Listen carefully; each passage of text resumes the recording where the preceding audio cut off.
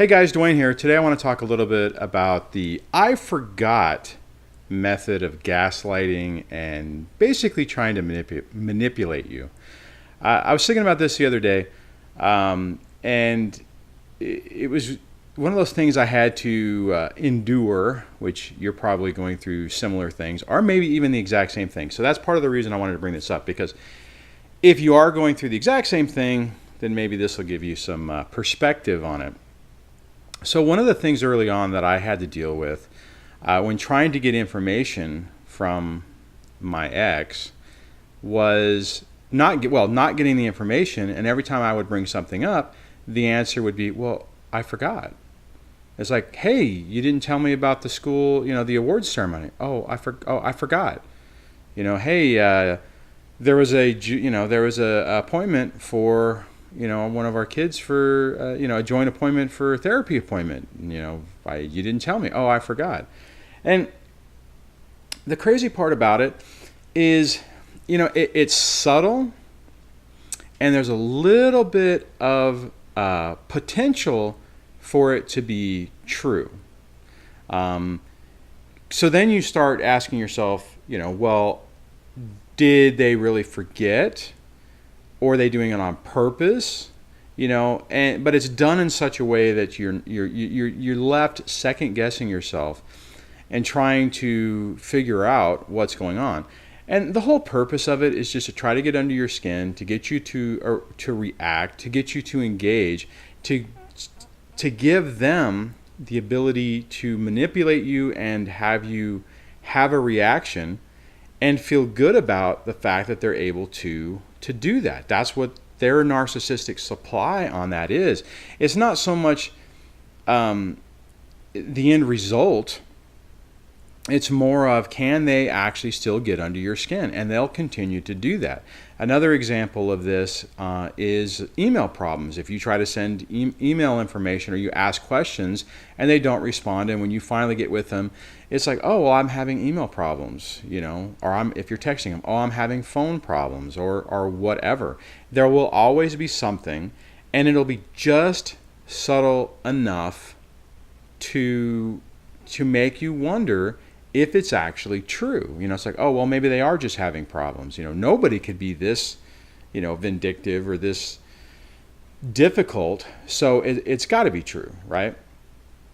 And I'm here to tell you, they're just messing with you. If you're dealing with this, the sooner you can figure it out and the sooner that you can take steps to close that avenue and that door for them to be able to manipulate you, the better off you're going to be, because it's just an ongoing, never-ending process that it's incredibly frustrating, and it's emotionally draining, and it messes with your head, which is exactly what the point is. That's what they're trying to do.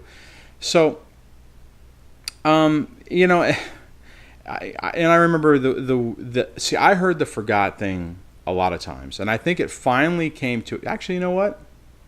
Honestly, I think the last time it happened was a couple of years ago, and we were at a therapy appointment for one of our kids, and it was a joint appointment, right? It was one of the ones where they sit and they kind of go through how things are going and talk about how, what we should do next and stuff like that. And toward the end of it, you had me, the ex, and the child there. And, the psychiatrist went through different questions and whatnot. And, ultimately the ex was like, "Oh, well, can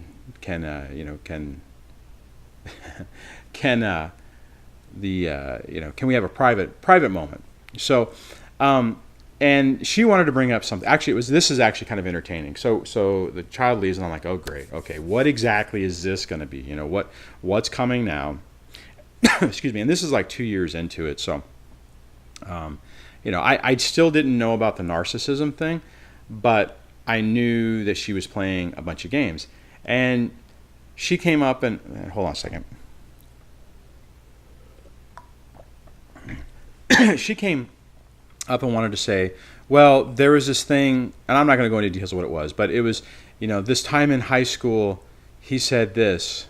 Now, I know that I'm a very attractive guy.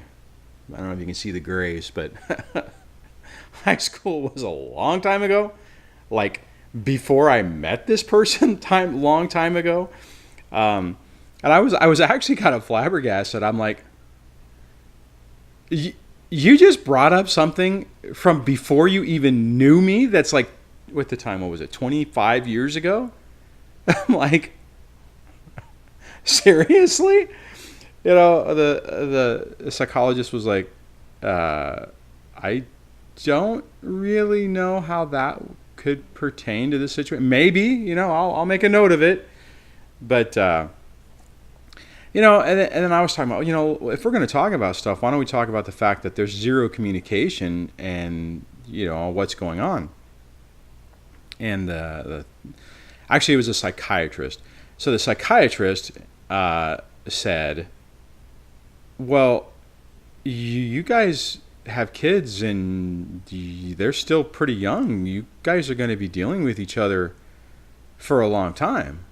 I'm like, yeah, that is an excellent point. You know, and and he's like, well, you know, you guys have to work together. I'm like, exactly. That's exactly true. You know, I said, but there's no communication. You know, it's like this appointment I didn't even know about. I had to call your office to find out that there was an appointment and find out what the time was so that I could be here. And the ex was like, well, I forgot to tell you. I'm like, you always forget. You forget everything. You know, there's, you know, and I think, you know what, in retrospect, because the psychologist or psychiatrist was like, yeah, that's not good. That's not healthy. That's not good for the kids. That's bad. And I'm like, exactly. I said, you know, we need to work on this. You know, it's like, do you know of a person who does not marriage counseling, because that's over, but, you know, co-parenting, you know, parenting, you know, counseling for people to be able to communicate.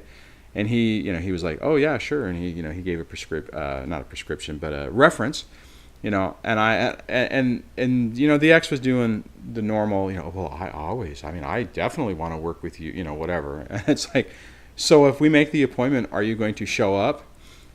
Conversation stopped. I did make the appointment, and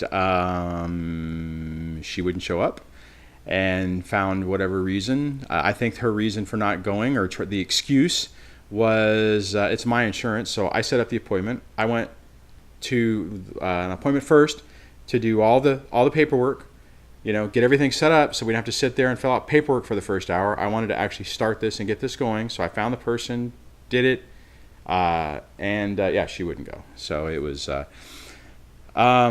you know, but I mean, think about it. I mean, that's the whole thing. I mean, it's that subtle manipulation and trying to control the narrative. And if they're going to be found out, they're not going to participate.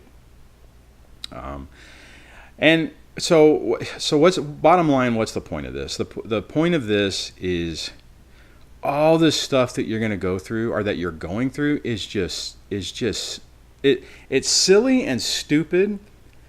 But the problem is, it's your life, right? I mean, you are in the middle of it. This isn't a game show. This isn't a reality TV show.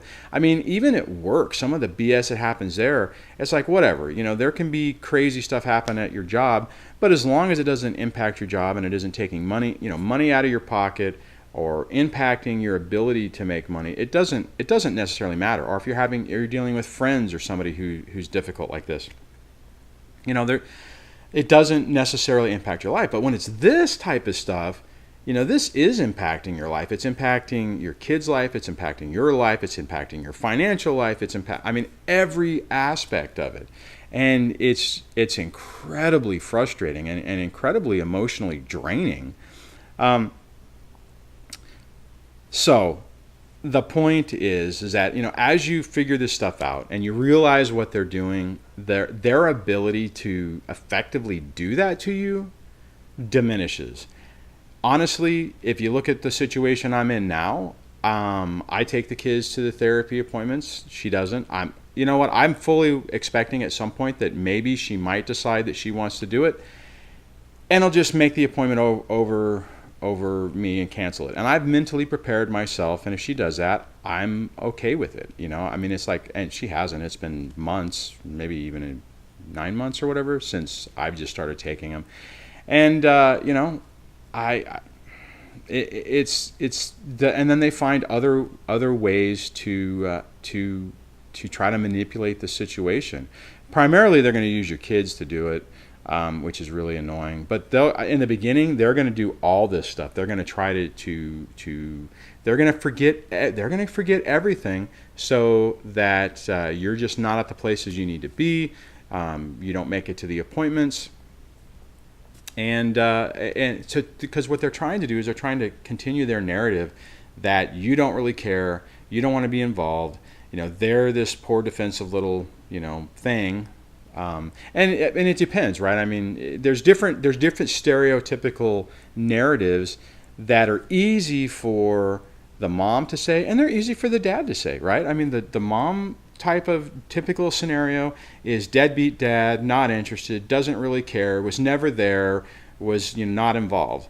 And conversely, so the guy's version of it and I've come to realize that it's not necessarily a male-female thing. It's mainly the breadwinner and the non-breadwinner. I've talked to some other folks who are moms who are going through this, and their experience is very similar to mine.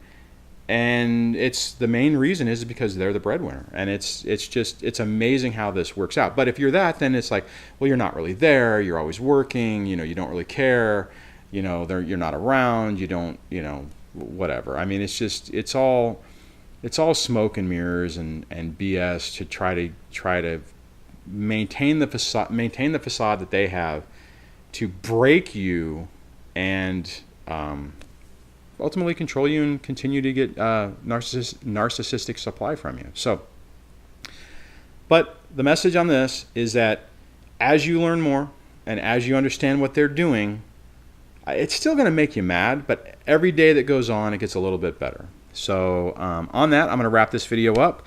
Hopefully you're having a good day. I know I say that a lot because I want you to have a good day. Go have a good day. And if you have an experience on this, leave a comment in the comments below. And if you like this video, give it a thumbs up. If you like this channel, subscribe.